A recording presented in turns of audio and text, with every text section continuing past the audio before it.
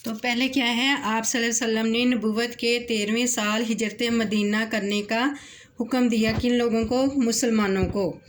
تو آپ صلی اللہ علیہ وسلم کے پاس مکہ کے لوگ امانتیں اپنی رکھتے تھے کہ وہ آپ کو صادق اور امین کہتے تھے، اسی وجہ سے وہ لوگ اپنی امانتیں آپ کے پاس رکھتے تھے۔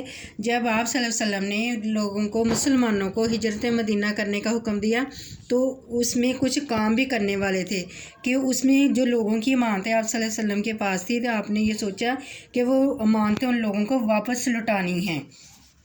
لوگوں کی امانتیں واپس لوٹانے کا معاملہ، جب آپ صلی اللہ علیہ وسلم نے اللہ تعالیٰ کے حکم سے ہجرت مدینہ کا ارادہ فرمایا تو حضرت علی رضی اللہ تعالیٰ عنہ کو لوگوں کی امانتیں واپس لوٹانے کے لیے مقرر کیا۔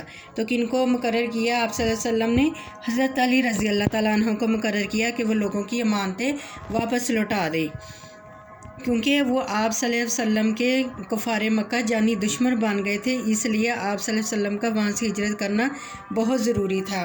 تب آپ صلی اللہ علیہ وسلم نے حضرت علی رضی اللہ تعالیٰ عنہ سے فرمایا میں آج مدینے روانہ ہو جاؤں گا۔ کس نے کہا؟ آپ صلی اللہ علیہ وسلم نے حضرت علی رضی اللہ تعالیٰ عنہ سے فرمایا میں آج مدینے روانہ ہو جاؤں گا، تم میرے بستر پر چادر اوڑھ کر سو جانا تاکہ کسی کو اس بات کا شک ہی نہ ہو کہ کوئی اور میرے بستر پر سویا ہوا ہے، تاکہ جب لوگوں کو پتہ چلے کہ کوئی بستر پر سویا، انہیں یہ پتہ ہی نہ چلے کہ میں ادھر ہوں یا نہیں ہوں، اور صبح امانتیں واپس لوٹا کر آ جانا۔